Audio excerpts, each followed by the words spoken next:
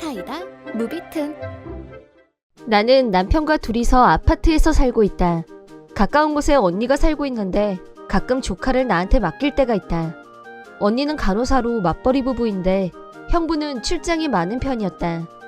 나는 프리랜서로 자택근무를 하고 있기 때문에 시간 조절이 자유로운 편이었고 가끔 조카를 보는 건 큰 어려움이 없었다. 이 아파트로 이사 온 지 반년 정도 됐는데 같은 아파트에 사는 주민 중에 아침에 쓰레기 버리는 시간이 자주 겹쳐서 안면을 트고 소소한 얘기를 나누게 된 여자가 있었다. 이름은 왕재숙이었고 아직 1살도 안 된 갓난아기가 있었다. 아이를 어린이집에 맡기고 싶지만 근처 어린이집은 정원이 이미 다 차서 들어갈 수 없었다고 했다. 양가 부모님도 모두 멀리 계셔서 아이를 맡길 형편이 안 된다는 말도 했다. 왕재숙 씨의 얘기를 들으며 나는 가끔 언니가 조카를 데리고 와서 내가 봐줄 때도 있다고 별뜻 없이 대화를 주고받았다. 프리랜서로 집에서 혼자 일하다 보니 사람을 만날 기회가 별로 없는 나에게는 특별한 일은 아니지만 아침마다 왕재숙 씨와 사소한 얘기를 하는 게 작은 기분 전환이 되기도 했다.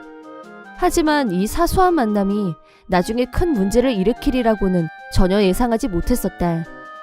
어느 날 평소와 다름없이 아파트 복도에서 왕재숙 씨와 마주쳤는데 나한테 아이를 봐줄 수 있냐고 물었다. 남편분 혼자 수입으로는 경제적으로 힘들다면서 파트근무라도 잠깐씩 하고 싶다는 거였다.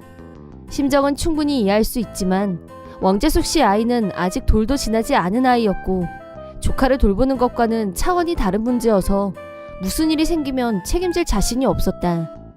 더구나 왕재숙 씨와는 아직 아침에 잠깐 인사를 나누는 정도의 가벼운 사이에 불과했고 아이를 맡아줄 정도의 친분은 아니었다. 그런 이유로 그러겠다고 말할 수 없었다.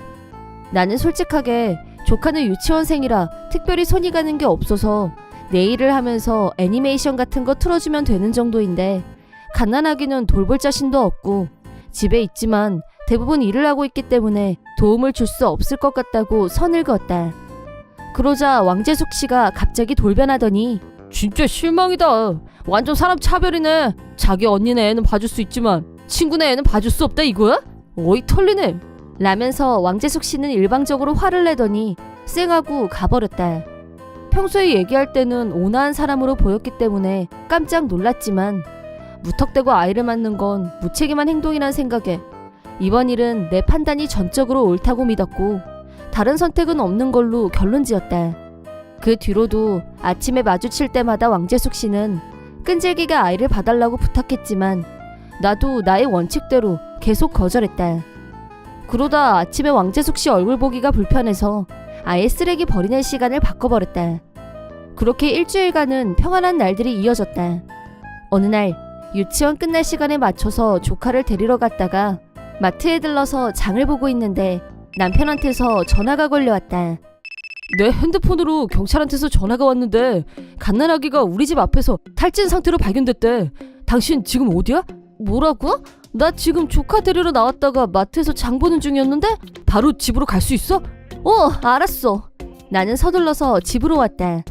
갓난아기가 집 앞에서 탈진? 우리 집 앞에 왜 갓난아기가 있어? 누구지? 뭐야 진짜? 나는 완전히 멘붕이었다. 집에 도착하자 경찰이 기다리고 있었고 나를 보더니 바로 신문이 시작됐다. 경찰은 내가 조카하고 있는 걸 보고 나를 엄마라고 오해했는지 내가 일부러 갓난아기를 방치한 건 아닌지 아동학대를 의심하는 듯한 무서운 눈빛으로 노려보면서 지금까지 어디서 뭘 하다 왔냐고 물었다. 얘는 내 조카고 조카랑 마트에 있었다고 대답한 후 우리 부부는 아직 아이가 없다고 열심히 항변했다. 그러자 경찰이 그런데 왜 선생님 집 앞에 갓난아기가 있었던 거냐면서 짐작 가는 데가 없냐고 물었다. 그때 제일 먼저 떠오른 사람은 왕재숙 씨였다. 경찰에게 최근 왕재숙 씨와 있었던 일들에 대해 자세하게 설명했다. 대소동이 벌어졌지만 결정적으로 보안 카메라가 설치되어 있다는 사실을 알아냈고 경찰은 내 증언을 토대로 영상을 확인하겠다고 했다. 그러고 난 후 경찰은 왕재숙 씨의 신변을 확보하기 위해 움직였다. 보안 카메라 영상 분석과 왕재숙 씨를 조사하는 과정에서 집 앞에 방치된 갓난아기가 왕재숙 씨 아이라는 게 밝혀졌다. 왕재숙 씨는 현관문 앞에 놓고 가면 내가 아무리 싫다고 했어도 절대 무시하지 못할 거라고 자기 멋대로 판단했고 아이를 집 앞에 혼자 내버려두고 자기는 기분 전환하려고 놀러 갔다 왔다는 거였다. 실제로 경찰에서 왕재숙 씨의 신변을 확보했을 때는 친구와 같이 있었다고 하는데 친구가 왕재숙 씨에게 아이는 하고 묻자 아무렇지도 않게 아는 사람한테 잠깐 맡겼다고 대답했고 친구는 설마 거짓말일 줄은 몰랐다고 말했다. 이 삼복더위에 갓난아이를 잠깐이라도 방치한다면 온열 질환으로 생명이 위험할 수도 있는데 웃으면서 그런 거짓말을 했다니 도저히 믿을 수가 없었다. 경찰에 체포된 왕재숙은 나하고 대질 신문을 하게 된 자리에서 네가 애를 안 봐줘서 이렇게 됐잖아. 처음부터 봐준다고 했으면 이런 문제가 왜 생겨? 네 탓이야. 네가 책임져. 당장 위자료 가져와. 라며 발광했다. 잘못을 한 사람은 아이를 방치한 자신이 아니라 자기 애를 봐주지 않은 나한테 있다고 책임을 전가하려고 했다. 내가 힘드니까 애 좀 봐달라고 몇 번이나 부탁했잖아. 근데 왜 사람 부탁을 안 들어줘? 라며 적반하장 태도를 보이자 왕재숙 씨 옆에 있던 친구가 더 치를 떨었다. 무개념, 부도덕 그 잡채. 나도 감정적이 되고 말았다. 내가 분명히 그렇게 못한다고 거절하지 않았느냐고 같이 소리를 질렀다. 경찰도 왕재숙 친구도 내 입장을 더 이해해줬다. 왕재숙 씨랑은 아침에 잠깐 인사하는 정도의 사이인데 우리가 친구도 아니고 부탁 자체가 말이 안 되는데 아이를 방치하고 간다는 게 상식 밖이다. 탈진 상태란 말을 듣고 얼마나 놀란 줄 아냐고 따졌지만 왕재숙은 자긴 잘못이 없고 내 잘못이라고 계속 우겨댔다. 잘못은 내가 했는데 왜 경찰에 자기가 잡혀왔냐면서 사방에 대고 욕하고 난리였다. 육아 우울증이 의심스러웠지만 정신 상태가 온전해 보이진 않았다. 그래서 더 무서웠다. 나중에 왕재숙 씨 남편이 경찰에 오자 왕재숙 씨는 더 흥분했고 그래서 혼란스러운 상황이 가중됐지만 불행 중 다행으로 아이는 무사했다. 사건 후 남편분과 먼 길을 올라오신 부모님이 나를 찾아오셨고 큰 실례를 범했다는 인사와 함께 봉투에 위자료를 넣어서 사과의 뜻을 전하셨다. 직장에 다니지 못해서 경제적으로 힘든 면도 있을 테고 수면 시간이 줄어들다 보면 정신적으로 여유가 없어질 수도 있다. 하지만 그런 것들이 아이를 방치한 정당한 사유는 될 수 없다고 본다. 남편은 전화 받았는데 갑자기 경찰이라고 해서 놀랐지만 내용을 듣고 나니 더 깬다면서 그래도 아이가 무사하다니 천만다행이라고 말했다. 경찰에 체포된 후 왕재숙 씨는 정신병원에 입원했다는 말을 들었다. 사람이 힘들다 보면 현실 도피를 하고 싶은 마음이 들 수도 있지만 아이를 방치한 후 놀러 갔다는 점에서 이미 엄마 자격은 상실한 것이나 다름없었다. 아이 문제는 먼 곳에 살고 계시는 부모님도 함께 고민 중이라는데 아마 남은 가족끼리 잘 결론 내릴 거라고 믿는다. 나중에 남편분한테 들은 바로는 왕재숙 씨는 낭비벽이 심했다고 한다. 한 달 동안 열심히 일해서 월급을 받아오면 스트레스 발산이라며 인터넷 쇼핑을 마구 했고 돈을 금방 다 써버렸기 때문에 아이를 먹여 살리려면 잔업이라도 해서 돈을 더 벌어오는 수밖에는 없었다고 했다. 하지만 더는 이렇게 살 수 없다면서 이혼을 생각 중이라고 했다. 그 얘기를 들으면서 내가 그동안 들었던 얘기와는 너무 달라서 순간 당황했다. 왕재숙은 경제적으로 어려워서 잠깐이라도 일을 하고 싶다고 했었는데 결국 아이를 맡기고 혼자서 편하게 놀러 다니고 싶었던 거였다는 걸 알고 나니 동정의 가치가 느껴지지 않았다.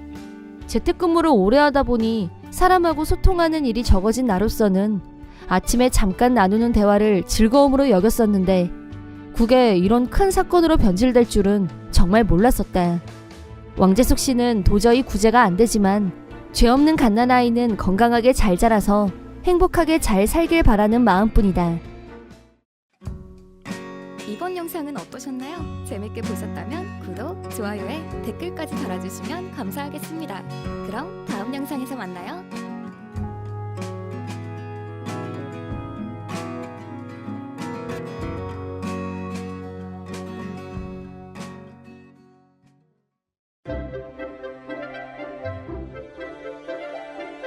사이다 무비튼. 나는 아내와 둘이서 살고 있었고 아이는 없었지만 행복한 결혼 생활을 하고 있다고 생각했었다.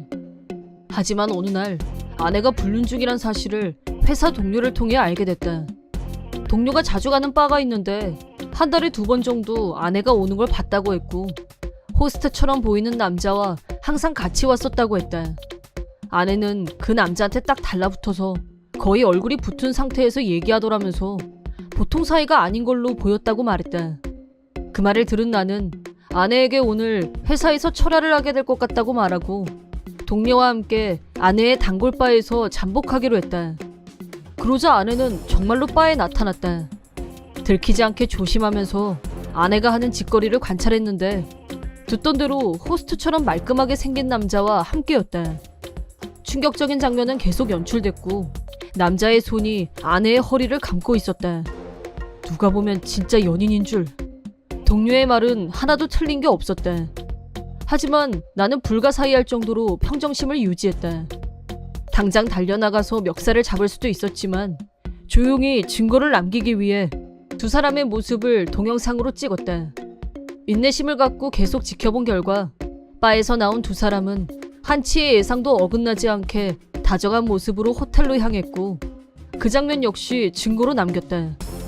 하지만 핸드폰으로 촬영한 영상은 화면이 너무 어둡고 화질이 나빴다. 거리가 멀어서 줌으로 당겨 찍었지만 아내의 얼굴이 선명하게 보이지 않았기 때문에 정식으로 흥신소에 불륜 조사를 의뢰하기로 결심했다. 집에서 아내에게 이틀 연속 철야 근무를 하게 될 것 같다고 하자 아내는 당신 요즘 너무 무리하는 것 같아 라며 걱정하는 척 연기를 잘도 했다. 예상대로 아내는 내가 철야 근무라고 흘린 이틀간 놈과 만났다.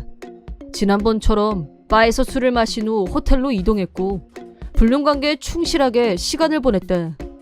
그렇게 일주일 정도가 지나자 충분하고도 넘칠 정도의 증거가 모였다. 아내는 내가 집에 없는 낮에는 그 남자 집에 찾아갔고 거기서 하루 종일 시간을 보냈다. 자기가 원해서 전업주부가 됐지만 집이 항상 지저분하고 빨래가 밀려 있었던 이유를 알 것 같았다. 동료는 나한테 그 남자가 정말 호스트면 돈을 안 쓰고는 만날 수 없을 거라면서 내 월급을 어떻게 쓰는지 체크하는 게 좋을 거라고 말해줬고 나는 통장 내역을 확인했다.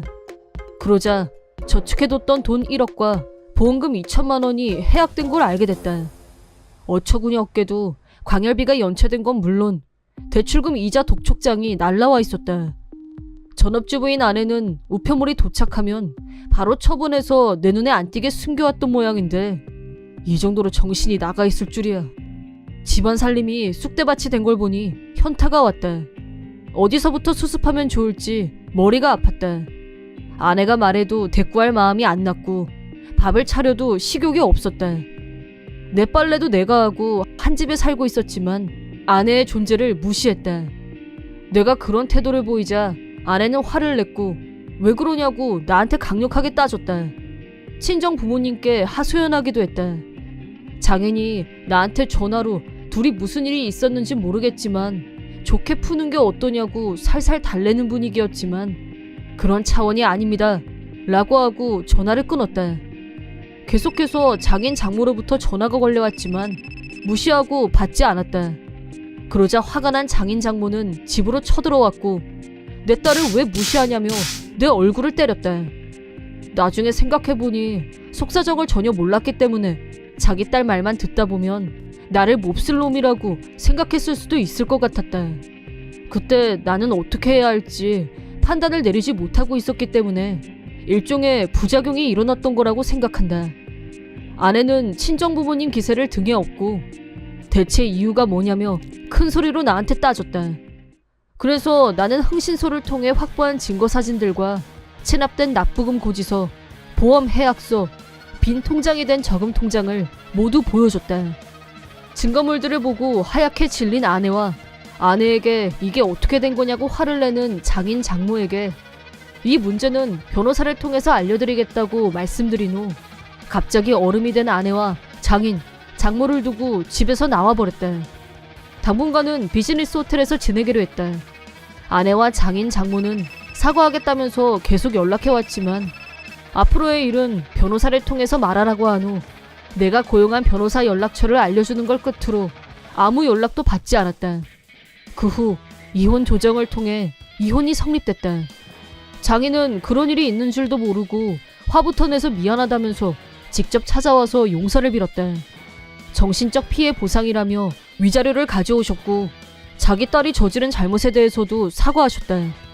아내에게는 호스트와 반동거한 점, 집안일을 내팽개치다시피 한 점, 부부 저금 통장에 있던 돈을 불륜남에게 다 가져다 바친 점 등을 이유로 불륜 위자료 5천만 원과 탕진한 가산을 합쳐서 총 2억 원을 청구했다. 그러자 아내는 그런 큰 돈을 어떻게 갚으라는 거야?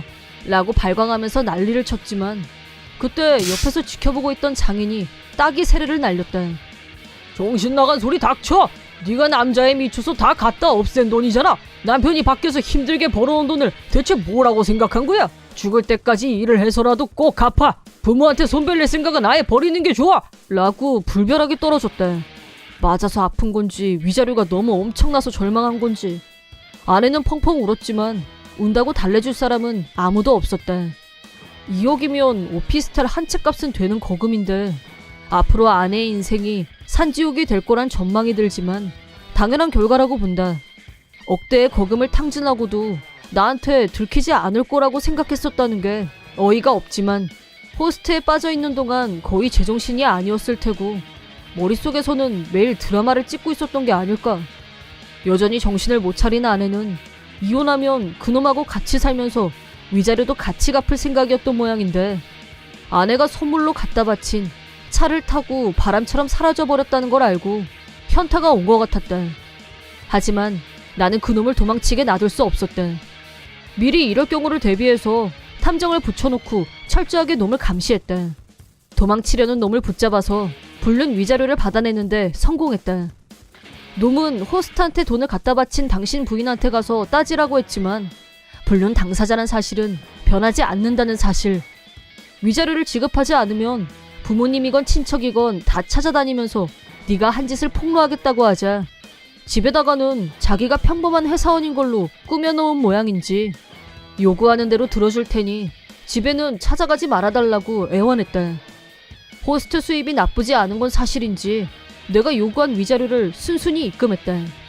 하지만 한 번 문제를 일으킨 사람은 두 번 일으키기 마련이라며 호스트바에서 해고당했고 지금은 돈도 없고 일자리도 없는 모양이다. 한편 호스트한테 버림받고 2억이라는 거금의 빚을 진 전처는 혼자서는 도저히 그 돈을 갚을 수가 없다며 친정에 가서 징징거렸다는데 당연히 좋은 소리를 들을 리 없었고 장인이 불벼락을 내리는 통에 집안에는 들어가지도 못했다고 한다. 전처는 현재 편의점 심야 알바와 패밀리 레스토랑 주방에서 힘들게 일하고 있다는 소문이다. 돈 벌기가 힘들다는 걸 절감했는지 전처는 재결합을 노리고 틈만 나면 나한테 연락을 해대고 있다. 두 번 다시 당신 배신 안 할게. 앞으로는 당신 한 사람만 보고 살게. 평생 뉘우치면서 모시고 살 테니 용서해달라고 말이다. 하지만 앞으로 다시는 전처와 엮이고 싶지 않았고 모든 일 처리는 변호사에게 맡겼다. 나는 모든 일을 다 끝낸 후 동료에게 감사의 마음을 전했다. 이 모든 일은 동료가 나한테 사실대로 알려주면서 시작됐고 이혼으로 귀결됐지만 위자료를 받아냈으니 폭망은 면한 셈이었다. 내가 불행한 일을 겪고 힘들어할까봐 회사 동료 중에 같이 밥 먹자, 술 한잔하고 가자 등등 자상하게 챙겨주는 사람들이 많아서 희망을 품고 다시 살아갈 힘을 얻고 있다. 소문에 의하면 전처는 낮이고 밤이고 아무리 일을 해도 나한테 위자료를 내고 나면 아무것도 안 남는다. 사는 게 아니라면서 일하다 말고 미친 사람처럼 소리를 지르는 바람에 그 자리에서 바로 잘렸다고 한다. 하지만 친정 부모님이 도와줄 리도 없고 그래도 살려면 자기 힘으로 돈을 버는 수밖에 없는 처지. 또 돈을 벌면 그 돈은 자동으로 나한테 입금이 되는 악순환의 연속. 호스트바는 죽었다 깨어나도 다시 못 가볼 테고 살아도 사는 게 아닌 지옥 같은 생활이 계속되겠지만 이 모든 건 자업자득일 뿐이다. 이번 영상은 어떠셨나요? 재밌게 보셨다면 구독, 좋아요에 댓글까지 달아주시면 감사하겠습니다.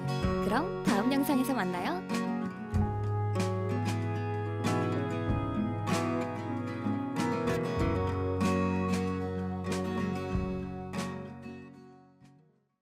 나는 지극히 평범한 샐러리맨으로 아내와 둘이서 살고 있었다. 최강 동안이란 말을 가끔 듣긴 하지만 실상은 서른이 코앞인 아재의 길로 들어섰대. 그런 내가 실제로 경험한 일이다. 그날 나는 쉬는 날이었고 집에서 텔레비전을 보면서 대낮부터 맥주를 홀짝홀짝 마시면서 아내가 점심때 먹으라고 만들어 놓고 나간 음식을 안주 삼아 먹으면서 집에서 뒹굴거리고 있었대. 그러다가 담배를 한가치 피우려고 베란다로 나갔대. 아무런 특별함이라고는 찾아볼 수 없는 내 스타일의 휴일. 그렇지만 이렇게 보내는 게 나한테는 최고의 휴식이었대. 하지만 그날은 달랐대. 아내는 담배를 피우지 않기 때문에 내가 담배를 피우면 집안에서 냄새가 난다고 잔소리를 냈대. 아내의 잔소리를 피하기 위해 그날도 마찬가지로 베란다에서 담배를 피우고 있었대. 베란다에 갖다 놓은 의자에 앉아서 평범한 티셔츠에 고딩 때 입었던 체육복 바지 차림으로 담배를 물고 있었대. 그때 경찰차가 딱 내 앞에서 멈춰섰대. 에? 무슨 일이 있나? 별 생각 없이 경찰차를 보고 있었는데 2명의 경찰관이 차에서 내리더니 빠른 걸음으로 내 쪽으로 다가왔대. 우리 집은 1층이었고 경찰관은 베란다 울타리를 사이에 두고 나한테 말을 걸어왔대. 너 지금 뭐 하는 거야? 응? 저요? 헐. 순간 나는 너무 당황해서 말이 안 나왔대.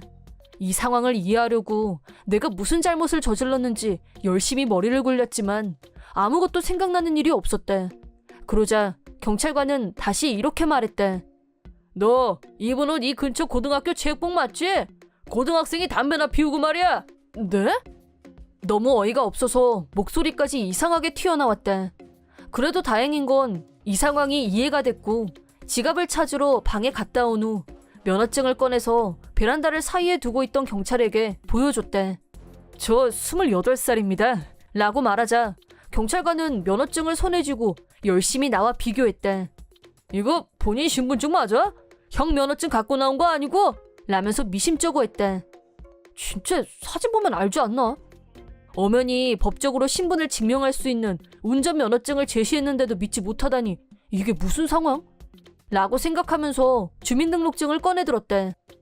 주민등록증도 형 거인지 우리가 알게 뭐야? 라면서 끝까지 나를 의심했고 자기 생각을 꺾으려고 하지 않았대. 처음엔 그러려니 했지만 나도 차츰 짜증이 났대. 그럼 저는 누구라는 말씀입니까? 라고 경찰관한테 엉뚱한 질문까지 던지고 말았대. 그러자 경찰관은 일단 파출소까지 같이 좀 가지. 아파트 입구에서 기다리고 있을 테니까 준비하고 나와. 라고 말했대. 제가 무슨 범죄자예요? 모처럼 쉬는 날에 꼬리식 중이었는데 경찰차는 뭐고 파출소는 뭡니까? 라고 필사적으로 저항했지만 계속 비협조적으로 나오면 본인한테 불리할 수도 있어. 공무집행 방해라고 들어봤어? 라면서 자기들 신분을 이용해서 은근히 협박조로 나왔대. 좋다. 파출소까지 동행은 동의하겠는데 옷 갈아입을 시간을 달라고 했대. 그러자 그러면 중요 증거가 사라지는 거니까 절대 안 되지? 라고 했대. 이게 말인지 방귀인지 고딩 체육복을 입었으니 고딩이란 말인가? 경찰관들 수준이 너무 낮다는 생각밖에 안 들었대. 이런 수준의 경찰관들을 상대로 입씨름을 해봐야 시간 낭비일 뿐이고 이러다 아파트 사람들 눈에 띄면 괜히 나중에 더 귀찮아질 것 같아서 얼른 가서 내가 28살이란 걸 증명하고 깔끔하게 해결하면 그뿐이란 생각으로 경찰차에 올라탔대. 파출소에 도착하자 4명의 경찰관이 나를 둘러쌌대. 그리고 여기에 기입해 라는 명령을 받고 4명의 경찰관이 지켜보는 가운데 서류에 주소 및 개인 인적사항을 기입했대. 그러더니 온 김에 이것도 적으라면서 공술서? 비슷한 걸 내밀었고 내가 에? 뭐 이런 반응을 보이자 다른 경찰 한 명이 복잡하게 생각할 건 없고 내가 말하는 대로만 쓰면 돼. 너는 미성년자임에도 불구하고 네? 아니 잠깐만요. 그건 아니죠. 라고 하고 얼른 펜을 내려놨대. 저는 고등학교 졸업한 지가 10년은 됐고요. 현재 28살이라고 몇 번을 말씀드렸습니까? 라고 강력하게 주장하자 경찰관은 계속 그렇게 거짓말하면서 버티면 우리도 피곤하다고 라면서 한숨을 푹푹 쉬면서 한심하다는 표정을 다른 경찰관은 쓰라면 좀 쓰지 뭐가 이렇게 핑계가 많아? 라고 윽박을 지르는 상황. 나는 어쩔 수 없이 핸드폰을 꺼내서 근무 중인 아내에게 전화를 걸었대. 나 지금 파출소인데 나더러 고딩 어쩌고 하면서 뭘 쓰라는데 좀 와줄 수 있어? 전화기 너머에서 아내가 빵 터지면서 헐?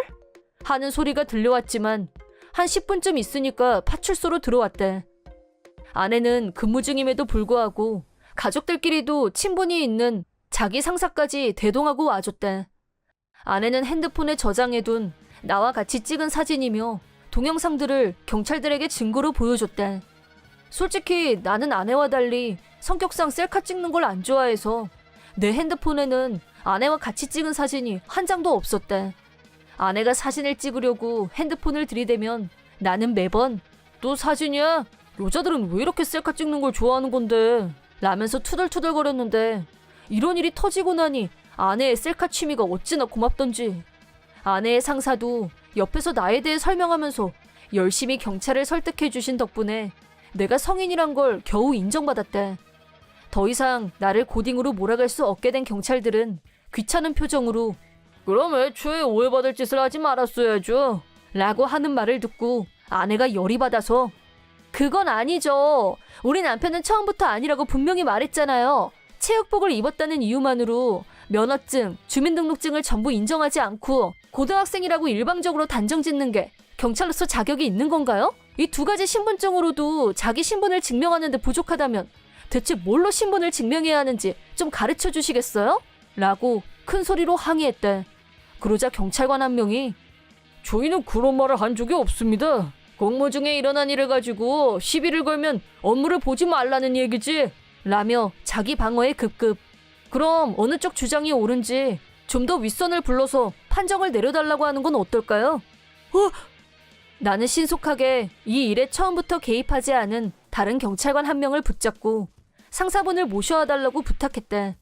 그러자 그때 마침 경찰서장이 우리 옆을 지나가려고 하는 걸 발견. 나는 간단하게 상황을 설명하고 핸드폰을 꺼내서 실은 상황이 이상하게 돌아가는 것 같아서 제가 몰래 녹음을 했거든요. 녹음이란 말을 들은 4명의 경찰관들은 순간 표정이 경직됐다. 하지만 바로 눈앞에 경찰서장이 있었기 때문에 내 핸드폰을 뺏을 수도 없고 하나같이 안절부절 못하는 모습이었다. 나는 서장에게 내가 내 집 베란다에서 담배를 피우다 경찰에게 적발된 후 중간부터 녹음하기 시작한 경찰관들과의 대화 내용을 들려줬다. 그러자 경찰서장의 얼굴이 시뻘개지면서 자네들 일을 어떻게 하는 거야? 얼른 이분께 무릎 꿇고 사과 못해! 라고 귀청이 떨어져 나갈 정도로 고함을 치셨고 그 4명은 바로 무릎을 꿇었대. 어찌나 소리가 크던지 바깥에서도 다 들렸고 몇몇 경찰관이 기웃거릴 정도였대. 잠시 후 서장님이 직접 우리한테 다시 사죄를 하면서 2번 다시 이런 일이 일어나지 않도록 해당 경찰관들에게 합당한 벌을 내리겠다는 말씀을 듣고 우리는 집으로 돌아왔다. 그 후 피해 당사자인 내 귀에 들려온 말은 그 4명의 경찰관은 매일 업무로 인한 스트레스며 울분이 쌓인 걸 그런 식으로 풀었고 나 이외에도 다른 사람들에게 억울한 누명을 씌우고 괴롭혀온 전적이 밝혀졌다고 한다. 결국 이번 일을 계기로 일정의 직권남용이 발각되면서 징계 면직 처분을 받고 사실상 해고된다고 들었대. 나는 증거로 녹음이 있었고 아내가 바로 달려와서 열심히 변호하고 힘이 되어줬지만 보통의 경우 경찰들이 둘러싸고 고압적으로 나오면 쉽게 저항할 수 없기 마련이고 억울하지만 일방적으로 당하기만 한 사람들도 분명히 있을 거란 생각이 들었대. 그런 의미에서 자격 없는 경찰들이 해고를 당한 건 사필 규정이랄까? 자업자득이라고 생각한다. 평소부터 아내는 동갑인데 자기보다 내가 더 어려 보인다며 자기 진짜 부럽다. 자긴 동안이라 좋겠지만 난 그 덕분에 졸지에 연상의 여인이 됐는데 이건 어쩔? 근데 내가 혹시 늙어 보여? 나 안 늙어 보이지? 네가 동안인데 내가 왜 손해보는 느낌적인 느낌이 들지?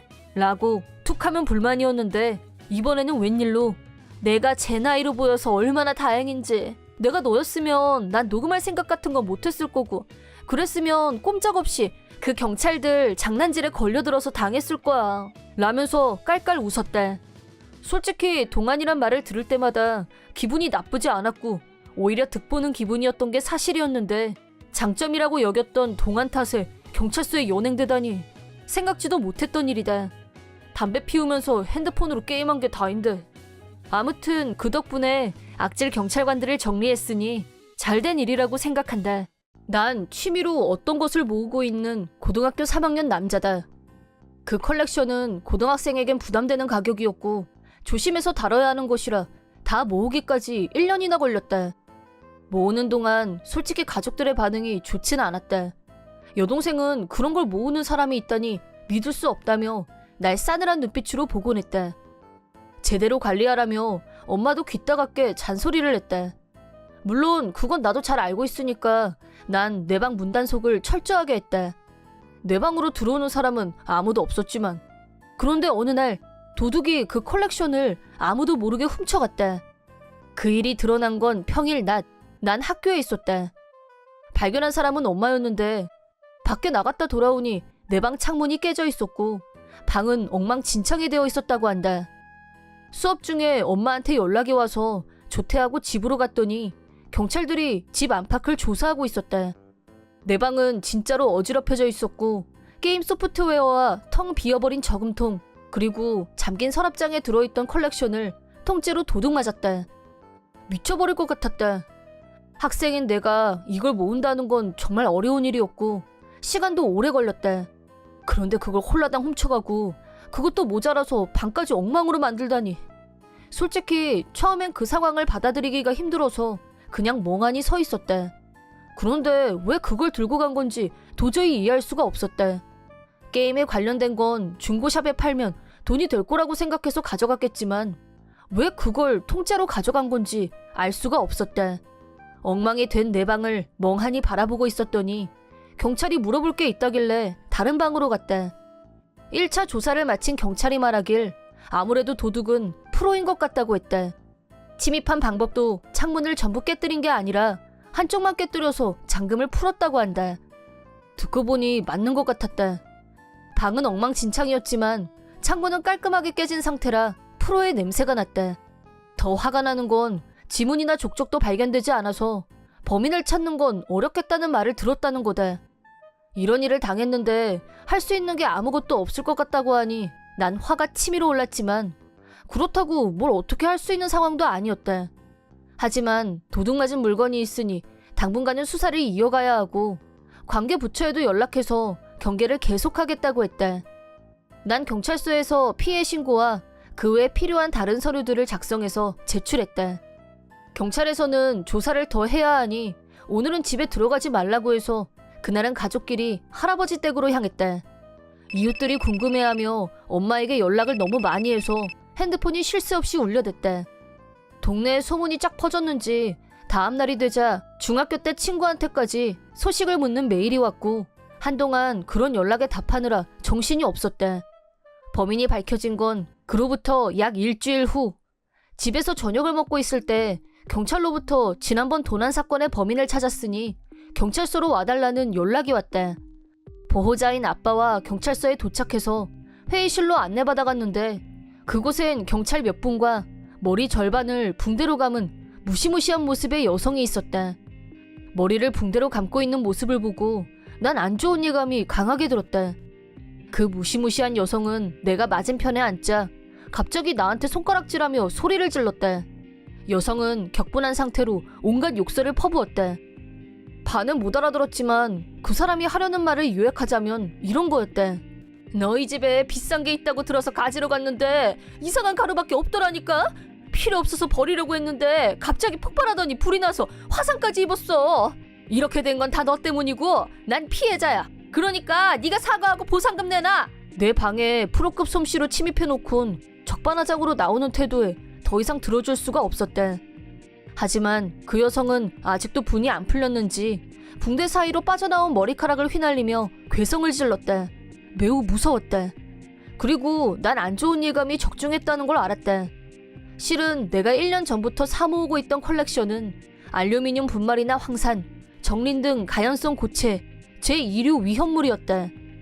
이 물질들은 잘못 다루면 금방 발화한다. 난 고등학교 방과후 수업을 통해 위험물 기능사 자격증을 따기도 했고 무서우니까 법적으로 문제가 되지 않는 정도의 양만 샀다.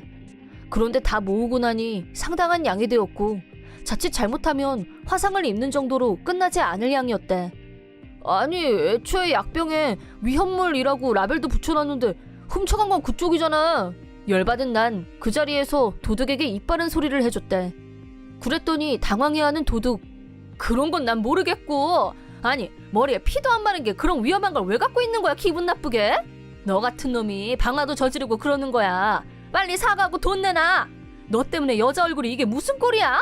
라고 욕을 해대며 소리를 지르고 나한테 달려들려고 해서 경찰이 그 사람을 말려야 했대.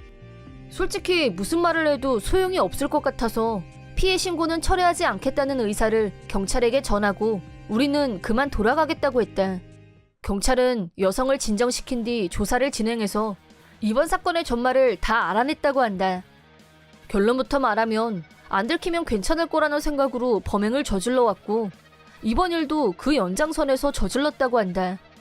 그리고 경찰도 내 방에 침입한 방법 등을 보면 이건 절대 초범이 아니라고 봤던지 나중에 수사해보니 여자도 몇 건이나 드러났다고 한다. 그리고 도둑의 집을 조사해보니 여자를 증명할 만한 물건도 잔뜩 나왔다고 한다. 게다가 나중에 알게 됐지만 사실 이 여성은 중학교 3학년인 여동생과 같은 학교의 친구의 엄마였다는 게 밝혀졌대. 다행히도 친구는 그때 집에 없어서 화재 피해는 없었다고 했는데 알고 보니 그 친구도 손버릇이 나쁘기로 유명한 아이라고 한다.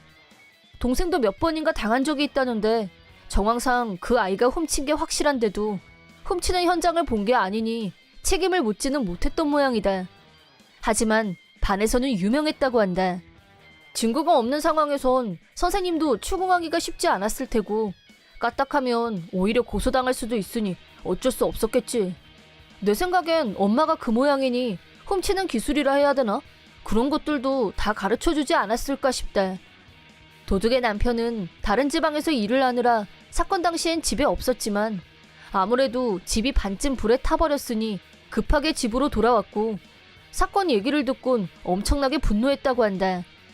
난 만나지 않았지만 엄마 말로는 우리 집까지 찾아와서 사죄했다고 한다. 그 도둑은 저지른 죄가 많아서 결국 철창 신세를 지게 되었다. 그리고 남편이 이번 사건의 자초지종을 알게 되면서 딸도 엄마랑 비슷하게 남의 물건을 훔치고 했다는 사실까지 드러나서 딸을 전학시키기로 하고 그 도둑과는 이혼하기로 했다. 앞으로 본인이 지켜볼 수 있는 환경에서 엄격하게 감시하면서 살겠지. 이번 사건에서 위험물에 관해서는 난 철저하게 관리했었으니까 처벌은 받지 않았다. 하지만 소방서에서 나오신 분에게 살짝 주의는 받았다. 뭐 잘못한 사람은 따로 있다고 해도 집 절반이 타버릴 정도로 일이 크게 번진 것도 있고 다치기도 했으니까 그만큼 위험한 물건을 가지고 있다는 것만 자각했으면 좋겠다는 뜻이었다.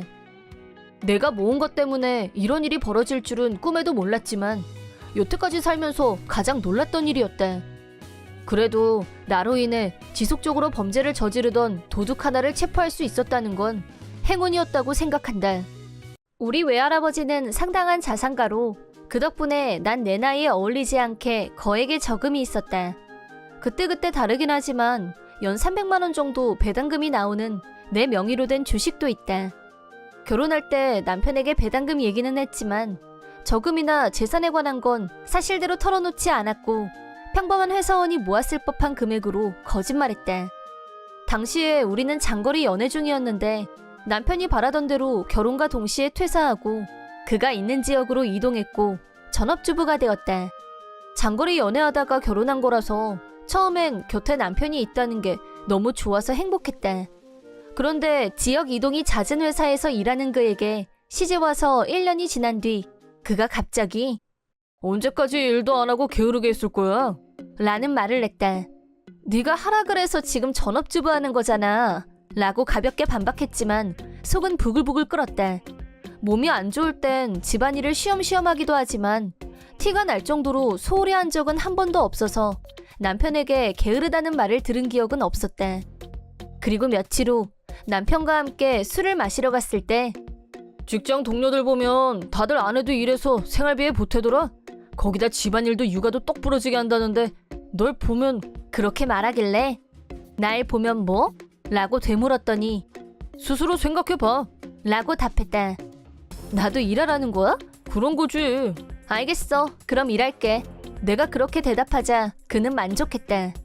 애초에 일하기 싫어서 퇴사한 것도 아니고 아이도 없고 자주 이사 다니는 탓에 새로운 곳에서 친구도 사귀기 힘들었는데 잘됐다 싶어서 바로 구직을 시작했다.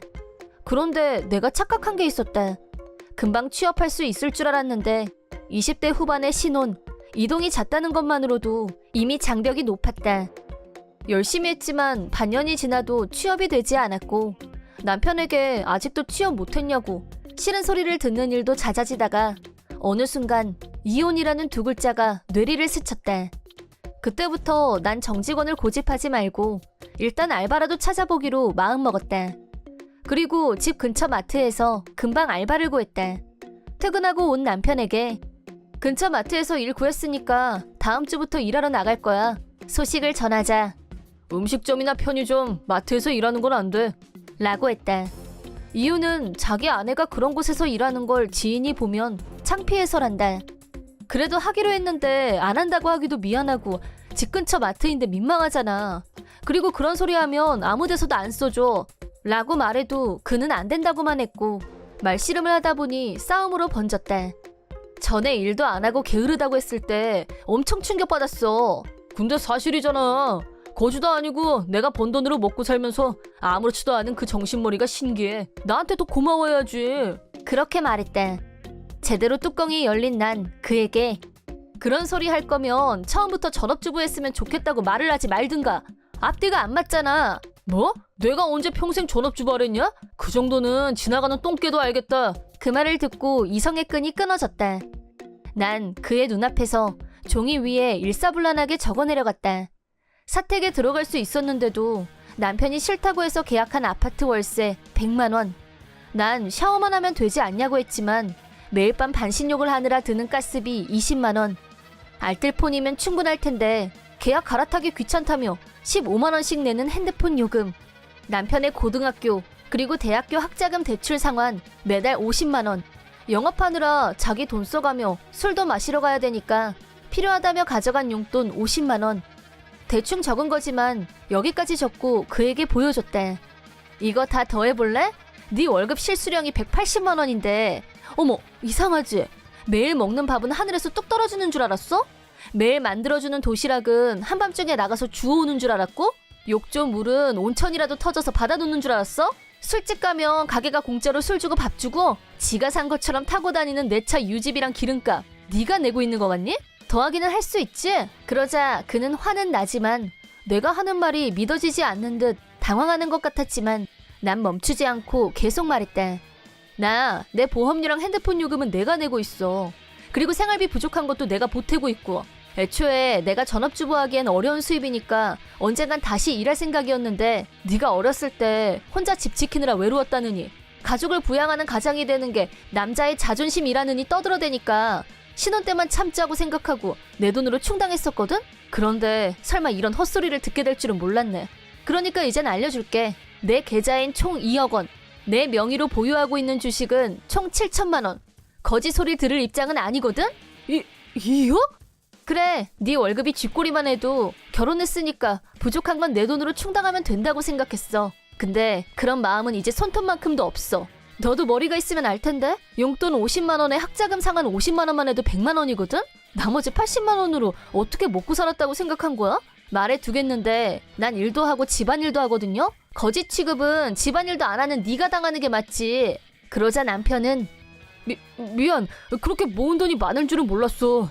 그래도 이제 안심해도 된다는 거잖아. 이제 일하라는 소리 같은 건 안 할게. 그 정도 수입이면 충분하기도 하고 우리 생활도 이제 훨씬 편해질 테니까.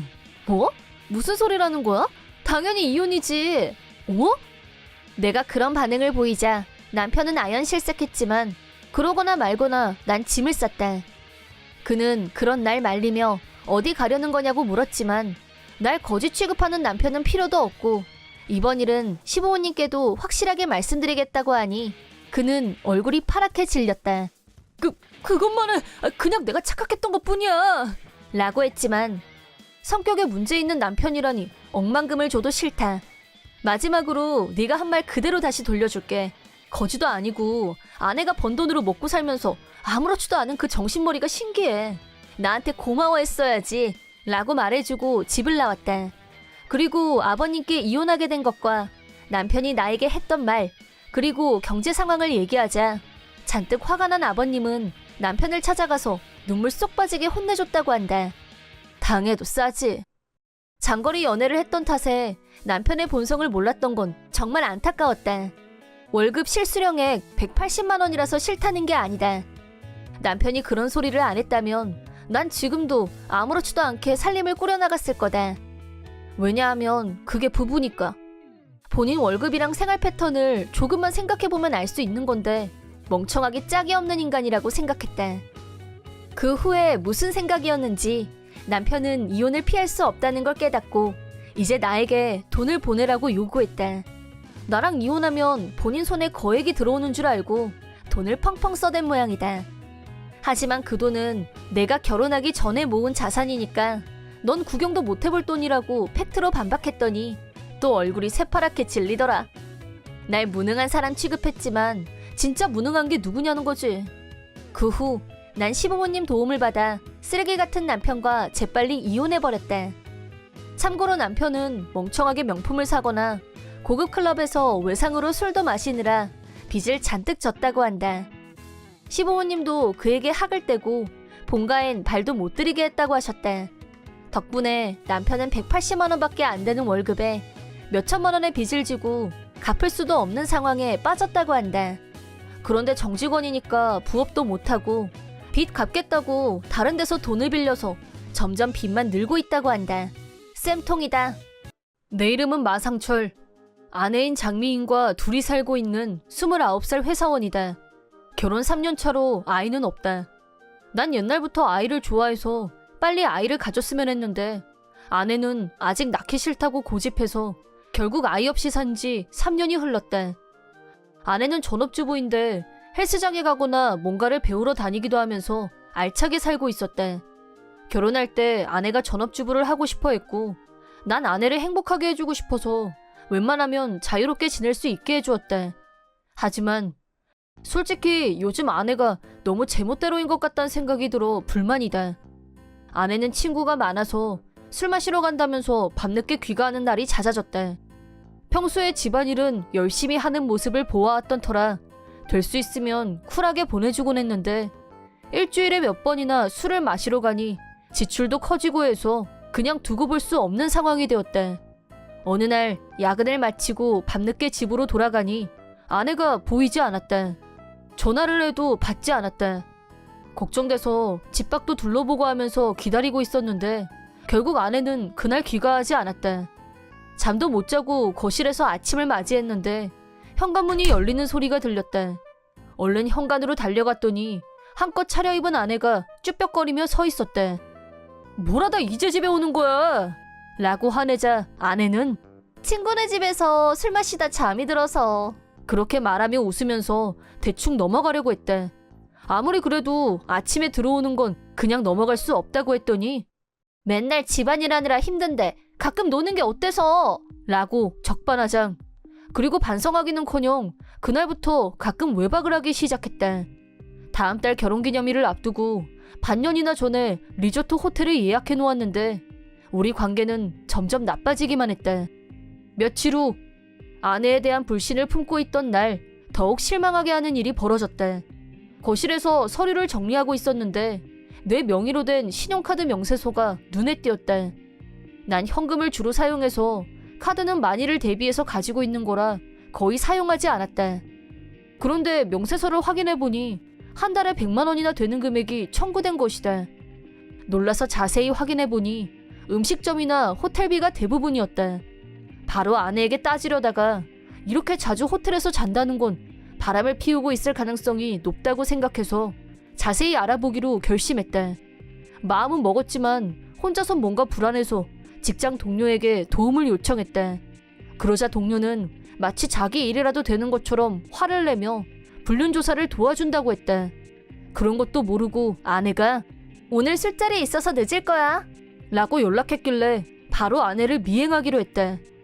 동료와 함께 집 앞에 숨어 기다리다가 몰래 아내를 뒤따라갔더니 아내는 평범한 술집으로 들어갔다. 들키지 않게 우리도 조심히 들어가서 아내가 보이는 자리에 앉았다. 얼마 후 아내의 테이블에 근육질의 젊은 남자가 등장했다. 내가 가까이 가면 들킬 테니까 동료에게 그들의 대화를 가까이에서 녹음해달라고 부탁했다. 동료가 아내가 앉아있는 자리 근처의 카운터 속으로 이동해서 핸드폰으로 대화를 제대로 녹음할 수 있었다. 내가 있는 자리로 돌아온 동료가 준 거 제대로 잡았어. 빨리 가자. 라고 장담했다. 자리를 옮겨서 바로 음성 파일을 들어봤는데 아내와 불륜남이 여행 계획을 세우고 있는 대화가 또렷하게 녹음되어 있었다. 두 사람이 주말 여행을 계획하고 있다는 걸 알아냈다. 그때 난 한 가지 사실을 깨달았다. 아내가 불륜남과 여행을 계획하고 있는 날은 우리의 결혼기념일이었다. 리조트 호텔을 예약한 것도 있고 불륜 여행을 계획하다니 도저히 용서할 수 없었다. 동료와 술을 진탕 마시고 집으로 가니 아내도 집에 막 돌아온 상황이었다. 아무 일도 없었다는 듯이 아내는 왔어? 라고 하더니 주말에 친구와 여행을 간다고 했다. 이번 주말은 결혼기념일이잖아. 리조트 호텔 예약한 거 잊었어? 라고 물어보자 아내는 당혹감을 감추지 못했다. 적어도 불륜 여행을 취소하고 결혼기념일을 우선시한다면 이혼은 하지 말자고 생각했지만 아내는 벌써 친구랑 약속해버렸으니까 리조트 호텔은 그냥 취소해 라며 망설이지도 않고 불륜남을 선택했다. 그 순간 난 아내와 이혼을 결심했다.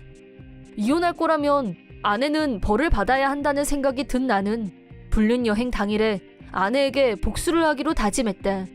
아내와 불륜남의 대화를 통해 여행지까지 KTX를 타고 간다는 걸 알고 있었던 나는 여행 당일에 역에 숨어서 기다리기로 했다.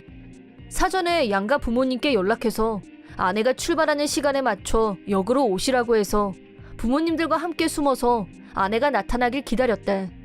부모님들께는 미리 아내가 바람을 피운다고 말은 했지만 반신반의하시는 것 같았다. 하지만 역에 아내가 나타난 순간 부모님들은 내 말이 사실이란 걸 깨달으신 것 같다. 아내는 우리 앞에서 당당하게 불륜남과 손을 잡고 등장했다. 두 사람은 들뜬 모습으로 셀카도 찍고 신나게 떠들어댔다. 보다 못한 장인 장모님은 아내에게 달려갔고 장모님이 아내의 뺨을 힘껏 후려쳤다. 장모님이 유부녀가 무슨 생각으로 이런 짓을 하고 다니는 거니? 엄마가 정말 창피해서 못 살겠다. 라고 나무라자 아내는 놀란 얼굴로 엄마? 아빠까지? 어떻게 된 거야? 소리 질렀다. 내가 부른 거야. 하고 나서자 아내는 여보? 어머님, 아버님까지 이게 무슨 일이야? 하고 경악했다. 내가 남편이란 걸 알게 된 불륜남이 도망치려고 하길래 증거는 이미 다 확보했으니까 도망쳐도 소용없다고 했더니 그는 포기했다는 듯 그 자리에서 망연자실 서 있었다. 장인 장모님이 모든 사실을 솔직하게 털어놓으라고 아내를 설득하자 아내는 마지못해 불륜을 인정했다. 불륜 상대는 헬스장에서 만났고 그는 트레이너로 일하는 사람이라고 한다. 반년 전부터 불륜 관계가 시작됐고 불륜남은 아내가 유부녀라는 걸 알고 있었다고 한다. 아내는 내가 번 돈으로 불륜남과 데이트를 이어갔고 여행까지 즐기려고 했던 것이다. 그 사실을 알게 된 우리 부모님은 화가 머리끝까지 나서 지금까지 아내가 멋대로 써제낀 돈을 전부 갚으라고 하셨고 아내는 어찌할 바를 모르며 그제야 사죄했다. 하지만 난 이미 이혼을 결심했으니 사과는 받아줄 수 없다고 말했다. 전업주부로 살았고 결혼하기 전에 모아놨던 돈도 없었던 아내는 이렇게 바로 이혼할 수는 없으니까 대화로 해결하자고 나왔다. 날 배신한 아내의 얼굴을 더 이상 보고 싶지 않았기 때문에 당장 집에서 나가라고 했더니 장인 장모님이 연신 머리를 숙이시며 우리가 책임지고 데리고 가겠네 라고 하셨다. 아내는 마지막까지 집을 나갈 수 없다고 고집부렸지만 완고한 태도로 열쇠 두고 나가라는 말만 반복했더니 이윽고 포기하고 본가로 들어갔다. 본가로 돌아간 뒤 장인 장모님께 한바탕 설교를 들었는지 사과를 담은 장문의 문자를 보냈다. 두 번 다시 바람도 안 피우고 불륜남과도 헤어질 테니까 다시 잘해보고 싶다고 쓰여 있었지만 난 정중하게 거절했다. 그리고 바로 이혼 서류를 제출하고 불륜남에게 위자료를 청구했다. 아내는 본가로 돌아간 뒤 바로 일자리를 구하려고 했지만 잘 안 풀렸고 위자료와 멋대로 써댄 돈을 나에게 갚기 위해 다른 지역까지 일하러 간다고 했다. 매달 많은 돈을 갚아야 하니 번 돈을 자유롭게 쓰지도 못했고 전업주부였을 때와는 180도 다르게 몸이 부서져라 일하고 있다고 한다.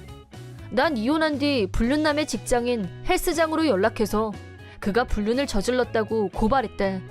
그러자 헬스장 사장이 바로 집까지 사과하러 왔고 불륜남을 해고했다고 전해줬다.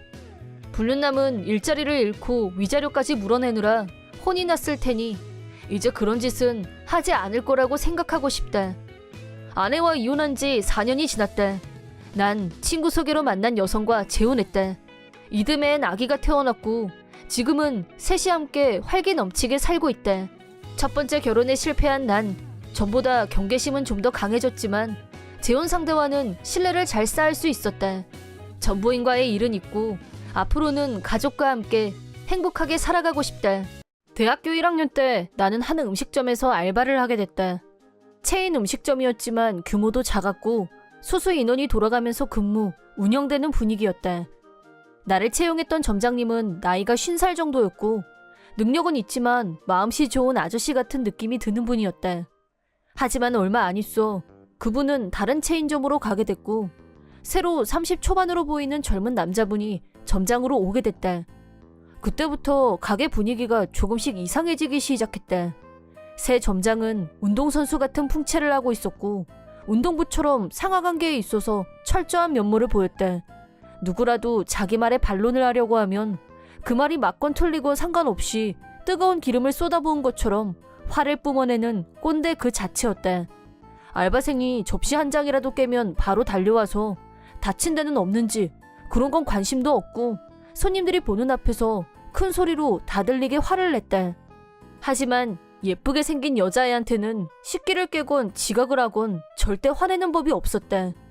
그렇다 보니 가게 분위기는 거의 최악으로 변했다. 자연스럽게 일을 할 때 제일 신경 쓰는 부분은 점장의 기분을 상하게 하지 않는 게 돼버렸다. 그러다 어느 날 사소한 일이 큰일로 번지고 말았다. 알바를 마치고 집으로 가려는데 자전거 바퀴에 펑크가 났고 타고 갈 수가 없게 됐기 때문에 어쩔 수 없이 점장한테 자전거를 하루만 여기에 두고 가게 해달라고 부탁했다. 그러자 갑자기 그럼 네 자전거 때문에 다른 손님이 자전거를 세울 수 없게 되잖아. 그건 어떻게 책임질 건데? 여기가 자선단체인 줄 알아? 라고 화를 냈다. 죄송합니다. 제일 구석에 둘게요. 이 시간에 자전거를 끌고 가면 혹시라도 훔친 걸로 오해받을 수도 있어서요. 라고 사정했지만 들어주지 않았다.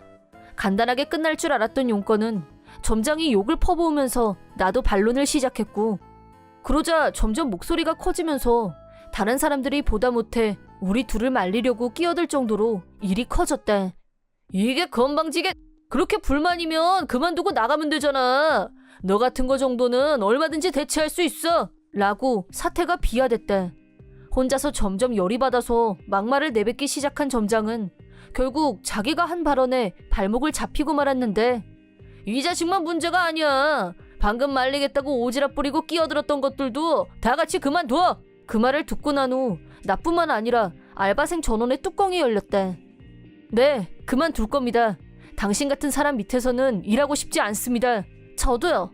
저 같은 애 대신할 사람은 얼마든지 있을 거 아니에요? 저도 찾아보면 이 정도 알바짜리는 얼마든지 있어요. 라고 하면서 한 사람 또 한 사람 알바를 그만두는 사람이 속출했다. 별로 긴 시간은 아니었지만 그동안 신세 많이 졌고요. 다시는 우연이라도 부딪히고 싶지 않네요. 인생 수업 한번 했다고 생각하겠습니다. 라고 하고 가게에서 나왔다. 그날 알바를 그만둔 사람 중에는 10년이나 일해온 베테랑 알바생도 점장이 예뻐하던 여자애도 포함됐다. 가게 밖으로 나온 후 점장이 예뻐하던 애한테 왜 너까지 그만두냐고 묻자 알고 보니 점장은 그 여자애한테 성추행 비슷하게 데이트를 하자고 치근덕거리고 있었고 그 여자의 입장에서는 징그러워서 더는 못 참겠다는 게 이유였다. 결국 그 점장은 모두가 싫어하는 존재였다는 걸 알게 됐다. 다음날 시간이 남아서 가게 앞을 지나갔는데 연중 무효인 가게가 휴무 중이었다. 그러거나 말거나 내가 참견할 일은 아니었고 나는 이미 그만둔 몸 관심을 가져서 무엇하리 하고 돌아서는데 어제 나랑 같이 그만둔 다른 알바생을 만났다. 진짜 다 그만둔 모양이라고 우리 둘이서 너무 골 때린다고 큰 웃음 한번 웃은 뒤 바로 헤어졌다. 그리고 다시 일주일 후 갑자기 점장의 상사인 에리어 총괄 과장이란 사람한테 할 얘기가 있으니까 곧장 가게로 와줄 수 있냐는 연락을 받았대. 솔직히 이미 가게를 그만둔 마당에 무슨 얘기를 하라는 건지 썩 내키진 않았지만 할 얘기란 게 뭔지 호기심이 발동해서 일주일 만에 가게로 갔대. 오래간만에 가게 안으로 들어가자 그동안 전혀 영업을 안 했었는지 상온 보관 식재료는 전부 처분된 상태였고 가게 안이 텅 빈 느낌마저 들었대. 나뿐만 아니라 그날 같이 그만둔 사람들이 모두 나와 있었대. 과장이란 사람은 나를 필두로 알바생들이 식재료를 몰래 먹다가 적발됐고 근무 시간에 농땡이를 부려서 주의를 줬더니 전원 결탁해서 그만두고 나가버렸다는 걸로 보고를 들었는데 맞냐고 물었대. 다시 말해 우리가 보이콧을 했다는 거였대. 그건 억지라고 전면 부정한 후 전후 사정을 모두 다시 설명했대. 최대한 감정은 빼고 객관적인 팩트만 전달했는데 반응은 상상 이상이었대. 덧붙여서 점장이 콕 찍어서 잘해주면서 점장이라는 위치를 이용해서 일에 대해 얘기할 게 있으니까 남으라고 한다거나 쉬는 날에 전화를 걸어서 데이트를 하자고 강압적으로 밀어붙였다는 얘기까지 모두 오픈했대. 내가 얘기하는 동안 점장은 억지로 참고 듣는 모습이었고 표정은 금방이라도 달려들 기세였지만 나는 더 이상 여기 알바도 아니고 눈치 볼 일도 없다는 생각에 얘기를 이어갔대. 그러자 본사 과장이 점장한테 얘기가 전혀 다르지 않냐고 따졌고 점장이 폭발해서 다시 나한테 막말 세례를 퍼붓기 시작. 당연히 옆에는 과장이 지켜보고 있었대. 이게 어디서 아무 말 대잔치야. 죽고 싶어? 누구 때문에 지금 영업도 못하고 있는데 이게 다 너 때문인 걸 말로 해야 알아? 응? 너무 흥분한 나머지 앞뒤 분별이 안 되는 건지 잘하면 나를 한 대 칠 분위기로 분노가 폭발한 점장. 그러자 옆에서 보고 있던 과장의 분위기가 심상치 않게 변했대. 갑자기 점장의 목덜미를 낚아채더니 안쪽 사무실로 데리고 들어갔대. 솔직히 진짜 무서워 보이는 사람은 과장이었대. 다시 홀로 나왔을 때는 점장도 기가 죽어 있었대. 라기보다는 눈물이 글썽한 점장과 아까보다 더 냉정하고 침착해 보이는 과장이 결론부터 말씀드리죠. 오늘부로 점장은 해고입니다. 다시는 이 근처에 얼씬도 못하게 할 겁니다. 그래서 부탁드리는데 다시 돌아와 줬으면 합니다. 본사 입장에선 이런 점장보다는 여러분들이 더 필요합니다. 라고 과장이 말했대. 또박또박 말하는 과장과 달리 무슨 말을 들었는지 완전히 기가 죽은 점장은 더 이상 나한테 한마디도 하지 않았대. 오히려 과장이 우리한테 사과하라고 하자 눈물을 글썽이면서 모두에게 사과했대. 과장은 점장한테 성추행을 당했던 알바생한테 그에 상응하는 책임을 지게 하겠다고 말했대. 그제야 안심이 됐는지 당사자도 고개를 끄덕이며 수긍하는 분위기였대. 솔직히 다시 와달라는 말을 들었을 때 망설여진 게 사실이다. 최악의 점장이 사라진다고 해도 안 좋은 기억이 많아진 곳으로 굳이 다시 와서 일을 해야 하나 싶었대. 그래서 생각할 시간을 조금 달라고 말하려고 하는 찰나 이어진 과장의 발언에 깜짝 놀라고 말았대. 이런 일을 돈으로 해결하라고 한다는 인상을 줄 수도 있겠지만 처음 계약했던 시급보다 2,000원 더 올릴 생각입니다. 물론 전원 다요. 2,000원이나요? 진짜요? 네. 과장 말로는 여러 체인점 중에서도 여기가 고객당 지출액도 많고 수익도 월등하게 높은 편으로 매달 상위 성적을 달성하고 있다고 했대. 그래서 일도 많고 바쁘지만 바쁜 매장을 전원 초보자로 고용할 수는 없다는 게 승급의 이유라고 했대. 이 제안에는 솔직히 귀가 솔깃해졌대. 시급 2,000원 업은 시급 10,000원, 8시간 일하면 80,000원.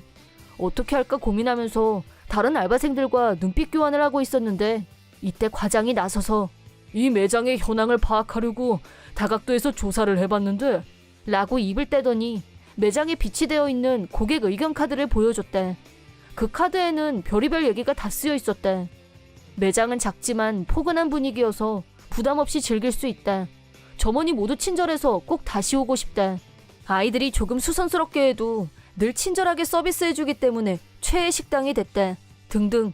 우리가 그동안 일하면서 서비스했던 고객들의 다양한 의견을 천천히 읽어봤다. 과장은 이렇게 훌륭한 스태프들을 두고 이대로 영업을 접는 건 너무 아깝다는 생각이 들어요. 그래서 다시 한번 부탁드립니다. 돌아와서 새롭게 시작해봅시다. 라면서 우리한테 고개를 숙였다. 그 모습을 보면서 자연스럽게 내 입에서 네, 좋습니다. 다시 일하겠습니다. 라고 대답했고 다른 알바생들도 차례차례 다시 일하겠다고 말했다. 그리고 과장이 마지막으로 보여준 카드에는 점장에 대한 클레임이 적혀 있었다.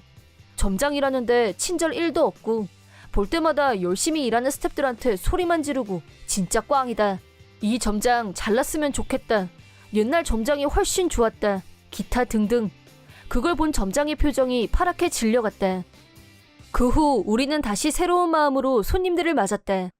이번 일을 처리하면서 과장도 깨달은 바가 있었는지 다시 예전 점장님이 컴백하셨다. 그리고 우리 가게 분위기도 예전 분위기로 완벽하게 돌아갔다. 문제의 점장은 그날로 바로 해고 가게를 떠났지만 그 알바생이 성추행으로 고소했기 때문에 위자료를 지불하게 됐다. 또 이번 일이 신문에 나면서 점장은 상당한 액수의 위자료를 지불한 후 신상이 털리면서 살던 곳에서 도망치듯 다른 곳으로 이사를 갔다고 한다. 꼴 좋게 됐다 참. 나는 남편과 둘이 살고 있고 아직 아이는 없다. 남편과는 아무 문제 없이 잘 살고 있었지만 시누이가 내 속을 썩였다. 구체적인 예를 들자면 시누이는 내 옷, 액세서리, 책 등을 마음대로 빌려갔다. 그것도 내가 없을 때만 골라서 그러는데 열쇠를 잠글 수 있으면 좋겠지만 자택에서 자영업을 하다 보니 출입을 통제하는 일은 쉽지 않았다. 명목은 빌리다이지만 실제는 가져가다가 맞았고 돌려받은 적은 거의 없었다. 이렇게 된 데에는 내 책임도 조금 있다. 처음에는 버릴 생각이었던 잡지나 헌옷이 대부분이라 말도 없이 가져가지만 말고 가져가고 싶은 게 있으면 말하고 가져가세요 라고 가볍게 말을 해뒀는데 시누이는 틈만 나면 눈독을 들였고 뻔질나게 내 물건을 탐냈다. 심지어 거실에 그냥 내팽개쳐져 있길래 라고 거짓말까지 하면서 옷장에 잘 걸어둔 옷가지를 꺼내서 마음대로 들고 가버렸다. 더욱 얄미운 건 고급품은 아니지만 유행하는 부츠나 한정 판매 가방 같은 정확히 설명하긴 좀 어렵지만 같은 또래 여자들끼리만 아는 그런 가치가 있는 물건들만 용케 찾아내서 들고 가버려서 더 속이 상했다. 그래서 남편이나 시어머니는 내 심정을 정확히 이해하지 못했고 옷은 빌려줘도 되지 않아? 서로 주거니 받거니 하면서 같이 입으면 좋지 뭘 그러니? 라고 가볍게 넘겨서 도저히 말이 안 통했다. 얼마 전에는 나도 아직 한 번도 안 입어본 원피스를 시누이가 들고 나와서 오빠 이거 새언니가 아직 한 번도 안 입은 것 같긴 한데 오늘 내 패션 콘셉트에 딱 맞거든? 오늘 나 입어도 돼? 라고 뜬금없이 남편한테 허락을 구했고 남편은 또 그럼 그렇게 하던가. 입지도 않고 계속 걸어 만드는 것보다야 옷도 세상에 나와서 돌아다녀야 더 좋지 않겠어? 그렇게 해. 가져가. 라고 두 남매가 남의 옷을 두고 주거니 받거니 만담을 하는 걸 보고 있자니 마침내 시누이한테 폭발했다. 딱 제자리에 돌려놔? 왜 하지 말라는데 계속 또 계속 줄기차게 함부로 손을 대는 건데? 지금까지 조용조용한 모습만 보아온 시누이는 제법 놀란 것 같았다. 하지만 미안해요. 근데 달라는 것도 아니고 빌리는 건데? 오빠. 죽어도 포기 안 함. 남편도 덩달아. 그래, 좋은 게 좋은 거지. 서로 빌려주면서 사이좋게, 응? 끝내 시누이 편을 듦. 1도 도움이 안 되는 남편에 대해 반포기 상태에 들어갔지만 그래도 한 번은 꼭 짚고 넘어가야 된다고 결심한 나는 서로 빌려주면서 사이좋게? 그게 말이 된다고 생각해? 아가씨 옷 중에 내가 입을 수 있는 게 있긴 하고 아가씨는 자기 입을 옷도 없어서 내 옷을 탐내는 거라고. 아니에요? 어머, 그런 거 절대 아니거든요. 일단 잡아떼긴 했지만 시누이는 푹 빠져있는 인디밴드가 있었는데 월급 받아서 대부분 거기에 갖다 바쳤다. 그러다 보니 입고 다니는 옷이래야 10년 전에 산 유니클로 같은 것들하고 라이브 갈 때 챙겨 입는 코스프레 드레스밖에 없다는 걸 나는 이미 알고 있었다.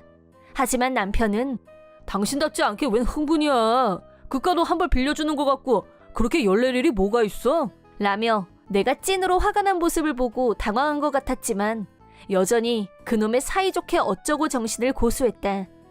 그 순간 나와 남편 사이에 심상치 않은 기류가 생겼고 시누이는 자기만 안 다치고 빠져나갈 계산이었는지 실실 웃으면서 내가 돈을 훔친 것도 아니고 고작 옷 한 벌 갖고 언니 너무 오버한다. 이게 그럴 일이에요? 은근히 언니 속이 좁은 것 같아. 오빠가 처음 언니랑 결혼한다고 했을 때 헐 설마 했었는데 역시 실패한 결혼이라는 합리적인 의심? 안 그래 오빠? 라면서 자기가 한 짓은 어쩌고 나를 자격미달로 몰고 갔대. 나도 더 이상은 안 참기로 결정. 겨우 옷 한 벌? 그래서 돈도 아니고 겨우 옷 한 벌을 왜 훔치는 건데? 겨우 옷 한 벌도 살 주제가 못 되니까 이런 사단이 일어나는 거잖아. 그래놓고 뭐 속이 좁아? 결혼을 실패해? 합리적인 의심 같은 소리 하고 있네. 지금 아가씨가 들고 있는 그 원피스는 돌아가신 우리 할머니가 나를 위해서 남겨준 돈으로 산 거야. 내가 어른이 되면 예쁜 옷도 사고 멋도 내라면서 조금씩 모아주신 돈으로 누구한테는 그저 천조각으로 만든 거겠지만 나한테는 그 이상이라고. 이런 생각을 이해할 수도 할 생각도 없는 사람한테 빌려줄 옷 따윈 없어. 같은 공간에 있는 것만으로도 불쾌하니까 당장 여기서 나가줘. 라고 한바탕 해댔대. 내가 진짜 화가 난 걸 알게 된 남편은 비상사태라고 생각했는지 그동안 내 생각이 짧았어. 정말 미안해. 잘못했어. 라며 무릎 꿇고 정식으로 사과했고 잘난 척하다 욕만 더 먹고 쫄아있는 신우이를 강제로 집으로 돌려보냈대. 하지만 그 정도로 내 화는 풀리지 않았다. 처음에 버릇을 잘못 들인 내 탓도 있지만 선을 넘었다 싶었을 때부터 남편한테 몇 번이나 불쾌하다고 말을 해왔다. 하지만 남편은 철저히 신우이 편이었다. 신우이는 남편 백을 믿고 마음 놓고 드나들면서 자기 물건처럼 가져갔다는 게 내 생각이다. 그래서 그날은 그렇게 넘어갔지만 남편이 출장을 가고 며칠 집에 없는 틈을 타서 남동생을 집으로 불렀대. 그리고 남편이 출장에서 돌아왔을 때는 꼴 좋게 내 옷은 다 어디 갔어? 시계도 없네? 라며 급 당황. 그거 내 동생한테 빌려줬어. 뭐야? 빌려줘? 그 정도는 서로 빌려주면서 사이좋게 지내면 좋잖아? 당신도 그동안 당신 동생한테 가져가라고 그랬잖아. 근데 내 동생은 안 된다는 거야? 그러자 남편은 한마디도 못하고 입을 다물었지만 잔뜩 화가 난 그 표정만은 숨길 수 없었대. 왜냐하면 남편으로 말하자면 옷에 대해서 결벽증까지는 아니지만 절대 남한테 빌려줄 사람이 아니었대. 빈티지 옷도 절대 안 사는 타입. 반면 나는 빈티지나 헌옷에 전혀 거부감이 없었고 그래서 빌려줘도 된다고 멋대로 판단했던 모양인데 그런 차원이 아니란 사실. 그래도 옷을 남한테. 그래? 처남이 당신한테 남이면 아가씨도 나한테 완전 남이야. 아니 시계는 고급품인데. 내 옷이며 가방은 지금은 돈이 있어도 못 사는 것들도 있어. 남편 입에서 나오는 말마다 바른 소리로 되받아쳐 주자 남편은 더 이상 할 말을 잃었고 어깨가 축 처졌대. 자기 거에 손대는 건 이렇게 싫어하면서 어떻게 아가씨한테는 그렇게 매번 인심이 좋았을까? 내 거라서 그랬나? 내가 분명히 말해두는데 아가씨가 내 거 빌려가고 안 돌려준 횟수만큼 당신도 똑같이 느끼게 해줄 거니까 그렇게 알아둬. 라고 하자 금방 죽을 것 같은 얼굴을 냈대. 그러더니 남편은 시댁으로 곧장 달려가서 신우이를 우리 집엔 다시 못 오게 아예 출입금지를 시켜버렸대. 신우이가 내 물건을 꿀꺽하면 자동으로 자기 물건도 다시는 못 돌려받게 될 테니까. 또 남편이 시댁에 가서 그 얘기를 하자 시아버지까지 모든 사실을 알게 됐고 화가 난 시아버지는 신우이를 말리지 않았던 시어머니까지 싸잡아서 엄청나게 주의를 주셨다고 한다. 그 정도에서 끝난 게 아니라 앞으로 인디밴드 라이브니 덕질까지 금지당하는 엄청난 벌을 받게 됐고 신우이는 지금 멘붕 상태라고. 또 성실히 직장 생활에 전념하고 자기 월급으로 옷을 살 때까지는 단색 티셔츠에 청바지만 입고 다니라고 복장까지 규제를 받았다고 한다. 시아버지 덕분에 그동안 꿀꺽했던 내 옷이며 물건들은 전부 반납받았고 그동안 피해를 준 만큼 매달 월급에서 나한테 위자료를 보내주기로 시아버지께 약속했다고 한다. 역시 겪어봐야 안다고. 남편 물건을 빌려주지 않았다면 이런 극적인 해결은 없었을 거고 결과적으로 내 선택은 옳았다고 본다. 한편 내 동생은 득템했다면서 신이 나 있었다. 남편은 패션에 관심이 많고 센스는 있어도 좋은 것만 갖고 있는 편이다. 나이차가 많이 나지 않아서 동생 입장에서는 완전 꿀 득템인 셈이었다. 처음에 내가 마음에 드는 게 있으면 빌려가라고 했을 때는 그래도 되냐고 주저하는 눈치였지만 이 일의 배경이 된 사건과 이건 복수행위에 해당한다고 거듭 설명하면서 사양하지 말고 다 빌려가도 된다고 하자 신이 나서 들고 갔다. 물론 내 동생은 신우이처럼 꿀꺽할 애가 아니란 걸 알고 빌려준 거였다. 말 안 해도 조심해서 입고 깨끗하게 빨아서 돌려줄 거다. 그러면 또 다른 것도 빌릴 수 있다는 걸 알기 때문에 요즘 신이 나 있다. 그 후 시어머니한테서 전화가 걸려왔고 매우 진심을 담아서 사과하셨다. 시아버지한테 단단히 주의를 받아서인지는 몰라도 자기가 생각이 짧았다며 미안하다고 하셨다. 이 일로 인해 신우이는 라이브에 못 가게 됐을 뿐 아니라 라이브용 코스프레 의상도 전부 버리라고 호령이 떨어졌다고 한다. 신우이는 엄청난 충격을 받고 멘붕이 오고 한동안 눈동자에 초점도 없이 지냈다고 하는데 이 모든 건 자업자득일 뿐 그동안 내 옷을 자기 옷처럼 취급했으면서 고맙다는 인사는커녕 되려 내 험담과 인격 모독 발언까지. 나랑 결혼한 게 실패라니 어이가 없어서 참. 그런 말까지 들은 마당에 적당히 눈 감아주고 넘어가는 일은 절대 없을 거다.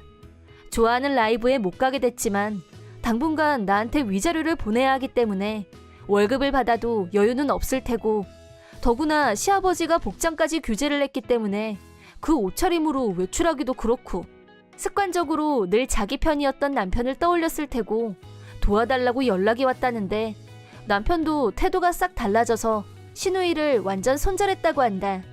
너도 한번 당해볼지어다. 내 이름은 남이라 영업일을 하는 27살. 남편 왕고집과는 대학교 때부터 사귀던 사이로 2년 전에 결혼해서 맞벌이로 생계를 꾸리고 있다.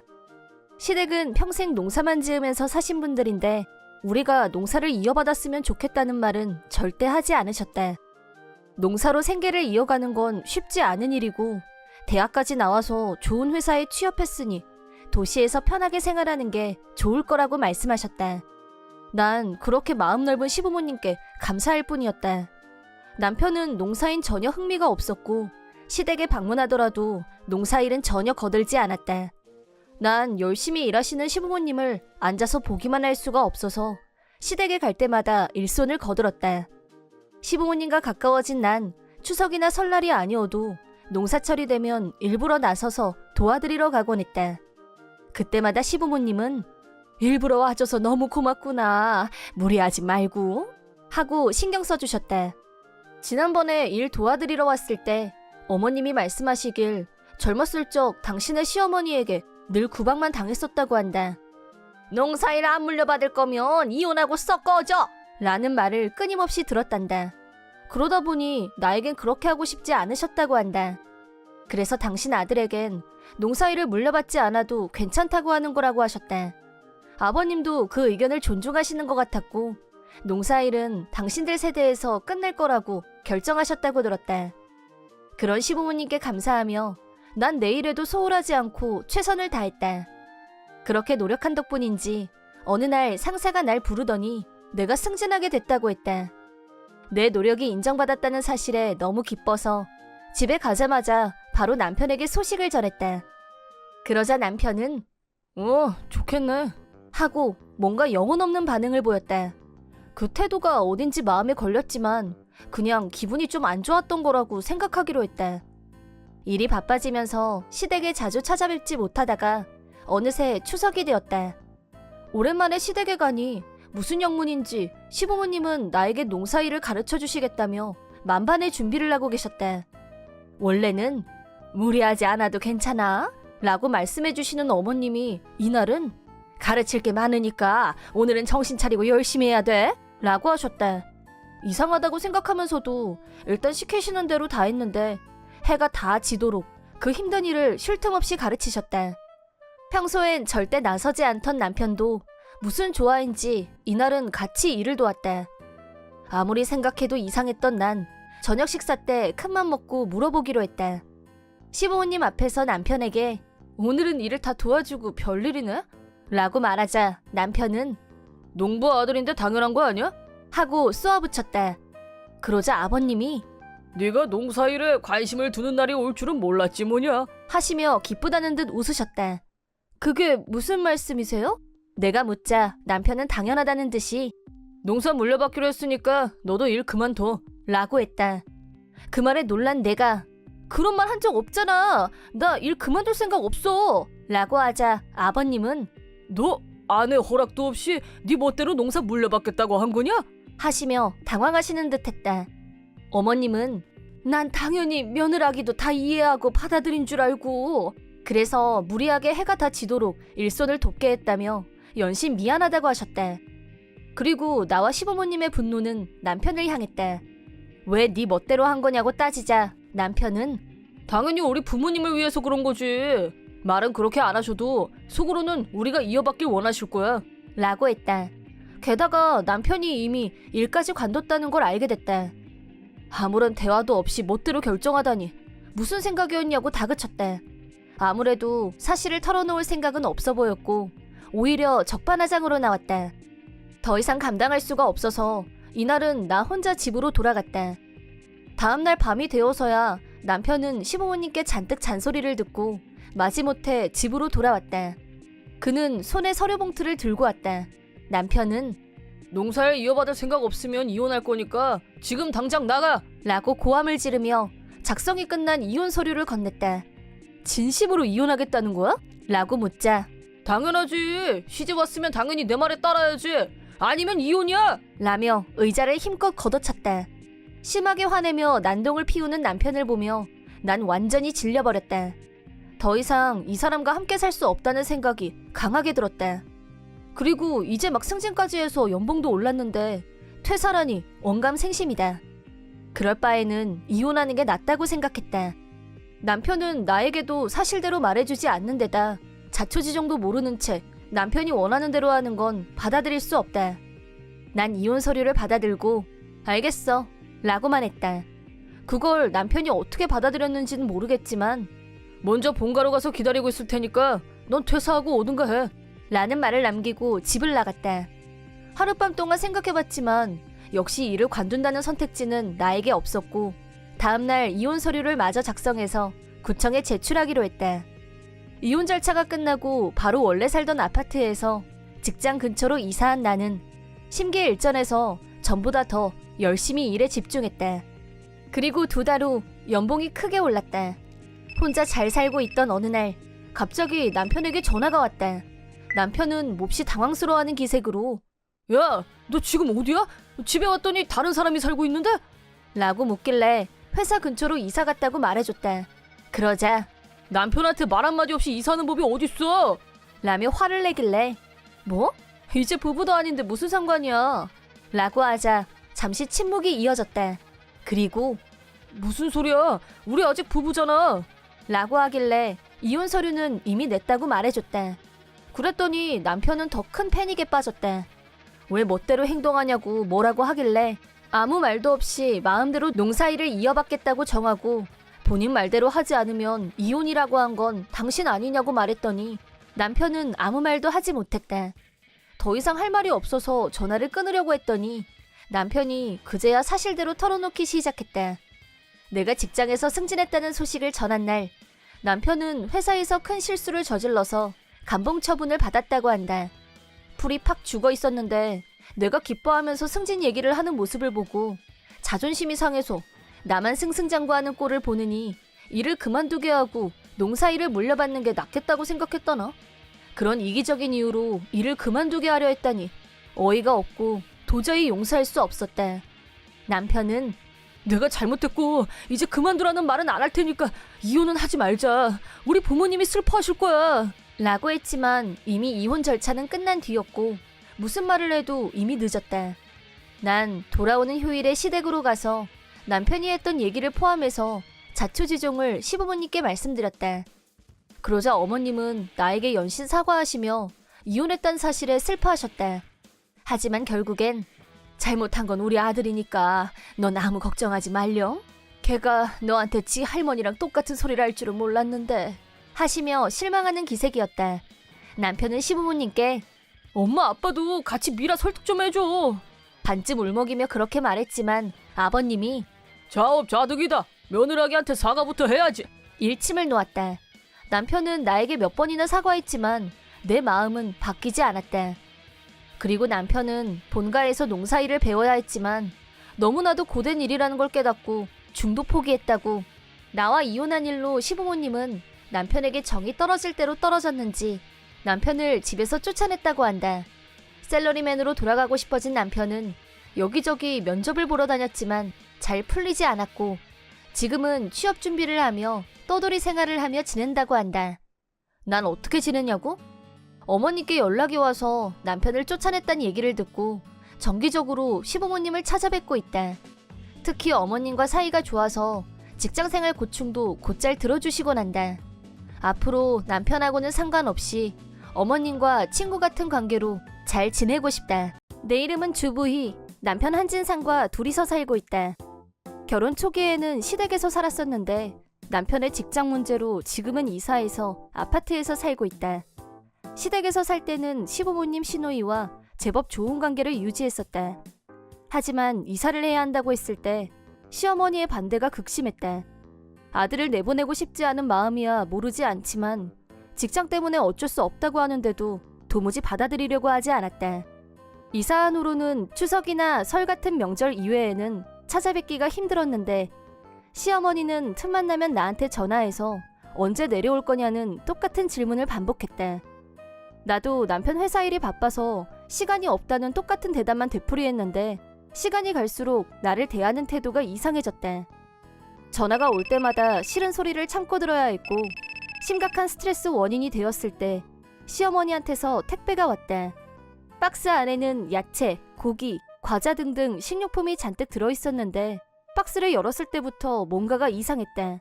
그건 바로 악취였다. 이 냄새 뭐야? 너무 당황한 나는 서둘러 내용물을 확인. 맙소사, 야채는 썩어서 벌레가 나왔고 고기는 변색이 시작되다 못해 곰팡이가 피어 있었다. 과자는 유통기한이 1년이나 지나 있었다. 이건 어머님이 일부러 나를 괴롭히려고 한 게 분명했고 남편이 퇴근해서 왔을 때 이 문제를 바로 얘기했다. 그러자 남편이 배달 과정에서 문제가 생긴 거겠지 라면서 시어머니가 그럴 리 없다는 태도였다. 택배 오는데 며칠이나 걸린다고. 누가 봐도 배달 과정에서 문제가 생겼다고는 보기 힘들었다. 나는 일단 상한 식료품들을 처분하려고 했다. 그러자 남편이 당신 지금 뭐 하자는 거야? 엄마가 애써 보내주신 걸 버리는 건 예의가 아니지? 라고 화를 냈다. 그럼 이걸 먹자는 건가? 썩은 재료를 먹으면 결과는 식중독인데? 남편 의견은 무시하고 다음날 전부 쓰레기통에 버려버렸다. 그때 시어머니한테서 전화가 왔다. 택배 받았니? 맛있는 거 만들어 먹으라고 보냈어. 맛은 봤니? 라고 하길래 재료가 썩어서 하나도 못 먹었다고 했더니 시어머니가 넌 시어미 성의를 뭘로 보는 거니? 라고 화를 내고 전화를 끊었다. 저녁 때 퇴근해서 들어온 남편은 엄마한테 전화 왔었어. 너 먹을 거 다 버렸다고 했다며? 넌 우리 엄마 성의를 뭘로 보는 거냐? 라고 시어머니 역성 만들길래 박스 안에 상한 거 아니면 유통기간이 지난 것들 뿐이었다고 다시 말해줘도 내 말은 귓등으로도 듣지 않고 음식 버리면 벌받아라면서 열을 냈다. 그 뒤로 시어머니는 거의 매주 썩은 식료품을 택배로 보내왔고 내가 그걸 버릴 때마다 남편은 거칠게 화를 냈다. 그게 한 달이나 계속됐고 하루는 나도 너무 화가 나서 남편한테 제발 그만하시라고 당신이 어머님한테 말 좀 해 라고 하자 남편이 엄마한테 무슨 얘기를 해? 넌 닥치고 그걸로 음식이나 만들어 라면서 오히려 나한테 화를 냈다. 이쯤 되면 나도 참는데 한계가 있는 법. 그 다음날부터 남편이 말한 대로 썩은 재료로 음식을 만들었다. 물론 나는 식중독에 걸리고 싶지 않았기 때문에 어머님표 식재료는 전부 그분이 사랑하는 아들에게 먹였다. 아침밥으로 어머님표 썩은 식재료를 사용한 야채볶음과 된장국을 차려줬더니 남편은 한 입 먹고 바로 토했다. 이거 뭐야? 냄새 나잖아! 라면서 수돗물로 입안을 헹구는 남편에게 당신이 시킨 대로 한 건데? 그거 전부 어머님이 택배로 보내주신 재료로 만든 거야. 라고 하자 남편도 입을 다물었고 보너스로 한마디 덧붙여서 오늘 도시락은 어머님표 고기로 돼지 불고기 만들었으니까 맛있게 먹어? 고기에서 상했는지 냄새가 나더라고. 난 버리고 싶은데 당신은 어머님이 주신 건 못 버리잖아. 모자간의 사랑이 참 대단하다. 남편이 아무 대꾸도 없이 도시락을 그냥 두고 출근하려고 하길래 내가 쫓아가서 이거 가져가야지. 어머님이 보내주신 식재료로 도시락을 싸줬는데 당신이 안 먹는다고 하면 어머님이 얼마나 슬퍼하시겠어? 라고 하고 야무지게 남편한테 도시락을 들려서 출근하게 했다. 그런데 그날 저녁 남편한테서 병원으로 자기를 데리러 오라는 연락이 왔다. 어떻게 된 일이냐고 묻자 회사에서 일하다가 심한 복통으로 병원에 실려갔다고 했다. 내 머릿속에는 썩고 냄새나고 변색한 고깃덩어리가 떠올랐다. 그걸 진짜 먹을 거라고는 생각지 못했던 일이라 진심으로 경악했다. 병원에 도착하자 남편은 헬쑥해진 얼굴로 병실 침대에 누워 있었다. 그걸 진짜 먹었어? 걱정스럽게 묻자 다 너 때문이야. 라고 대답했다. 내가 그래서 그 식재료들 다 버리려고 했던 거잖아. 라고 반격하자 남편은 짜증스러운 얼굴로 입을 다물었다. 입원을 해야 한다고 해서 갈아입을 옷을 챙기러 다시 집으로 가려고 하는데 남편이 엄마가 보내준 식재료는 이제 네가 다 먹어. 내가 받은 고통만큼 너도 당해야지. 라고 하는데 이 지경이 돼서도 그걸 버리지 말고 먹으라니. 그것도 나만? 이 정도면 정상이 아니라고 봐야겠지. 나는 남편과는 이쯤에서 끝내는 게 맞다고 판단 내렸다. 집에 가자 또 시어머니한테서 택배가 와 있었다. 일단 버리기 전에 시아버지와 시누이한테 연락을 했다. 남편이 현재 입원 중이란 사실과 이혼할 생각이란 말을 전했다. 내일이 휴일인 것도 있고 사안이 사안인지라 아침 일찍 두 분이 기차를 타고 올라왔다. 갑자기 이혼이라니? 나를 보자마자 질문 공세를 시작. 다 같이 살 때는 아무 문제 없었는데 갑자기 왜 이렇게 됐는지 당황한 것 같았다. 나는 대답 대신 시어머니 표 식재료를 보여드렸다. 심한 악취를 풍기는 식료품을 보고 두 사람은 코를 막았다. 이런 식료품을 시어머니가 매주 꼬박꼬박 보내주신다는 것과 남편이 이걸 못 버리게 하는 건 물론 앞으론 나더러 다 먹으라고 했다고 하자 두 사람은 어이없다는 얼굴로 머리를 감쌌다. 그때 남편이 퇴원해서 집으로 돌아왔다. 남편은 집에 오자마자 넌 남편이 태어나는데 병원에 코빼기도 안 비추냐? 라고 흥분. 그때 옆에 있던 시아버지가 그딴 건 둘째 치고 너 얼른 부이한테 사과부터 해. 라고 부르령을. 남편은 시아버지와 시누이를 보더니 깜놀. 두 사람의 욕은 어떻게? 놀란 남편에게 시누이가 너랑 엄마랑 둘이 왜 세트로 부이를 괴롭히는 건데? 어이 상실 진짜. 너같이 멍청한 애는 동생이라고 하고 싶지도 않다. 버럭 화를 내자 남편은 괴롭히긴 난 그런 적 없어. 라고 은근슬쩍 회피하려 했는데 시아버지와 시누이가 그냥 못 넘어간다고 하자 마지못해서 나한테 사과했다.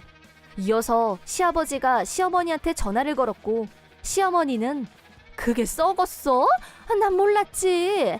라고 모르는 척했지만 식재료가 이 상태인데 몰랐다는 게 말이 되냐며 시아버지와 시누이가 버럭 호통을 치자 시어머니는 그제야 자기가 일부러 그랬다는 걸 인정했다. 우리가 이사를 나간 것도 그렇고 보고 싶은 아들이 집에 안 오는 게 화가 나서 모든 분풀이를 나한테 했다고 시인했다. 시어머니도 전화로 미안하다고 했지만 나는 이혼할 생각이라는 말만 하고 전화를 끊었다. 남편은 이런 일로 이혼이라니. 결혼이 장난이야? 라면서 이혼을 거부했는데 옆에 서 있던 시누이가 너 같은 진상은 남편 자격도 없고 부이가 너무 아까워. 라고 내 편을 들어줬고 그 덕분에 남편과 이혼할 수 있었다. 시아버지 역시 나한테 너무 미안하다면서 남편과 시어머니에게 위자료 명목으로 내가 이사하는데 필요한 비용과 취직 자리가 정해질 때까지 생활비를 지원하라고 지시하셨다. 덕분에 이혼 후 자립할 때까지 생활비 걱정은 하지 않아도 됐다. 무사히 취직을 하고 어느 정도 안정이 됐을 때 시누이한테서 연락이 왔다. 시누이 말로는 시어머니의 악질적인 면을 알게 된 시아버지는 크게 충격을 받았고 이혼을 결심한 후 시어머니를 집에서 내보냈다고 한다. 시누이 역시 남편과 시어머니한테 너무 정이 떨어져서 상대하고 싶지도 않고 앞으로 안 보고 살지도 모르겠다고 했다.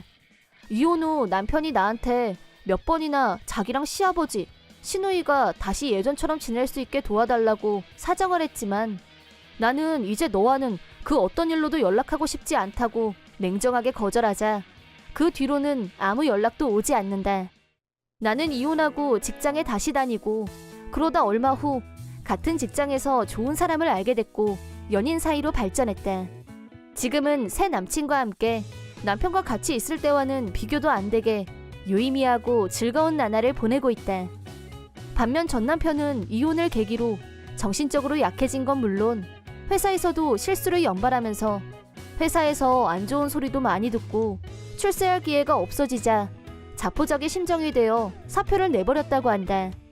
지금은 원래 살던 아파트에서 나와서 시어머니가 혼자 살고 있는 아파트로 이사를 냈고 알바를 하면서 연금으로 살고 있는 시어머니한테 전적으로 의지해서 둘이서 살고 있다고 한다. 아들 바보였던 시어머니는 이혼한 후에도 시아버지한테 재결합하자는 내용의 장문의 편지를 수시로 보내고 있다고 하는데 이 모든 불상사가 다 자업자득 아닌가? 제발 그 사실을 깨닫고 나한테 했던 일을 반성했으면 하는 바람이다. 내 이름은 주방이 남편 한진상과 유치원